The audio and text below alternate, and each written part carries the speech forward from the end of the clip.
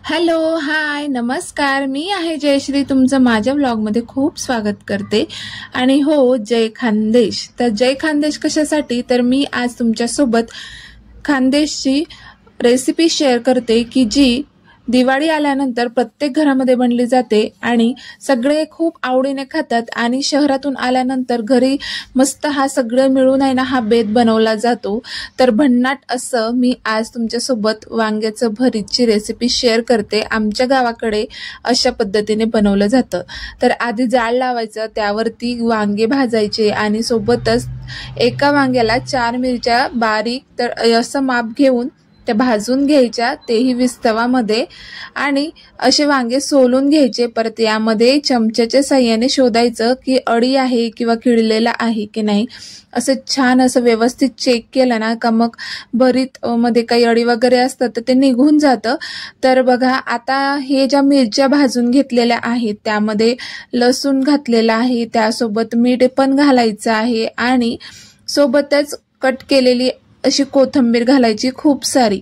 तर मसाला इथंच तयार झालेला आहे आणि हे सगळं आपण डायरेक्टच प्रोसेस करणार आहोत. तर बघा, अशा पद्धतीने ना तर हे ठेचून घेत आहे. तर आज असं कोणीच नाही घरामध्ये की हे भरीत बनवायसाठी आलं नाही. माझ्या न्हानीश भूमी छोट्या बाळांपासून तर मोठ्यांपर्यंत हे भरत बनवण्यासाठी सगळ्यांचं सहकार्य भेटलेलं आहे आणि ते भरताला अप्रतिम चव होती, खरं सांगते तुम्हाला. तर बघा, अशा पद्धतीने ना हे वांग मस्त भाजलं जातं आणि जाळवरती तर एक नंबरच बनतं ते. आणि ते जाळवरती भाजल्यानंतर त्याची एक जो टेस्ट आणि एक सुगंध येतो ना वेगळाच, तर तो आपण घरी किती पण गॅसवरती भाजलं ना तर त्या पद्धतीचं तर ते कधीच जमत नाही. तर बघा, अशा पद्धतीने ना मस्त जाळवरती भाजून घ्यायचं वांगे, मिरच्या वगैरे. आणि हा मसाला आहे ना छान तयार झालेला आहे, रेडी.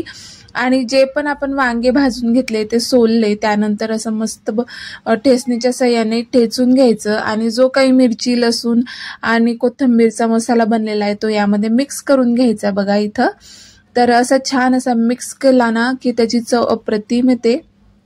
तर जेवढं तुम्ही भरीत आहे ना असं छान प्रकारे ठेचणार ना तेवढं ते स्मूथ होतं आणि खायला टेस्टी लागतं. तर हे जे पांढरे वांगे आहेत ना तर ते खास आमच्या गावाकडे म्हणजे खानदेशकडे जास्तच मिळतात आणि बामनोजचे स्पेशल वांगे म्हणून हे गाव सुद्धा ओळखलं जातं. तर आता आई बनवते आहे चुलीवरती अशी मस्त कणण्याची भाकर. आणि कणण्याची भाकरच गरमागरम चालू आहे. तर बघा, अशी चुलीवरची खरपूस भाजलेली अगदी मस्त अशी कडकडीत अशी फुगून आलेली अशी भाकरी आई बनवते आहे. आणि यासोबत भरीत भेटलं ना अप्रतिम लागतं. असं जेवण तुम्ही किती पैसे द्या बाहेर भेटणारच नाही. बघा, घरचं जेवण ते घरचं जेवण, त्यातच सगळ्यांचे हात लागलेले मस्त स्वयंपाक करण्यासाठी, म्हणजे सगळ्यांचं सहकार्य थोडं थोडं का होईना. तर बघा, अशा पद्धतीने मस्त भाकरी शेकून होत आहेत बाहेर आणि घरामध्ये सुद्धा भरीत तळण्याची तयारी चालू आहे.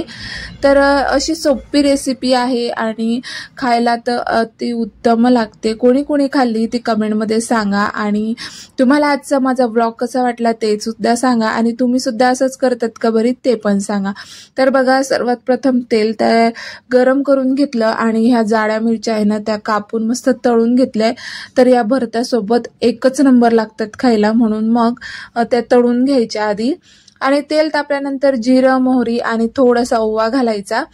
आणि बघा, यासोबतच लसूण आहे ना तो कापून घेतलेला आहे इथं, म्हणजे लसणाची फोडणी दिलेली आहे. त्याची ना एक वेगळीच चव लागते आणि एक वेगळाच अरोमा येतो भरतामध्ये. आणि यासोबत बघा, आता जे आपण शेंगदाणे घेतले होते ते सुद्धा घातलेत. आणि आता हे जे भरीत ठेचलेलं आहे सगळं ते यामध्ये घालायचं. आणि घातल्यानंतर हे भरीत 1-2 मिनिटासाठी फ्राय होऊ द्यायचं झाकण ठेवून. मग झालं आपलं भरीत. तर अशी होती आज भरीत भाकरीची रेसिपी. अगदी छोटासा व्लॉग तुमच्यासोबत शेअर केलाय. तर आवडलं तर नक्की लाईक, शेअर आणि चॅनलला सबस्क्राईब करायला विसरू नका. आणि असे छान छान व्हिडिओ बघण्यासाठी नक्कीच माझ्या चॅनलला सबस्क्राईब करा.